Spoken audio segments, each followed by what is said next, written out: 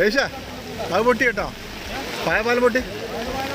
ആ, ഇത് നമ്മളെ കൊട്ടിയൂർ റോഡ് AFCൻ്റെ മുമ്പിലില്ലേ, ഇതാ രംഗം. ഇത് ഇടുമ്പ റോഡ്. ഇടുമ്പ റോഡ് ഇപ്പം കണ്ട ഏതാ ഇടുമ്പ റോഡ്, ഏതാ പുഴ എന്ന് മനസ്സിലാവില്ല. ഇതിങ്ങനെയാണുള്ളൊരു സംഭവം. ഇതാ ഈ ബിൽഡിങ് വീണ് ഇതിലായിരുന്നു നമ്മളെ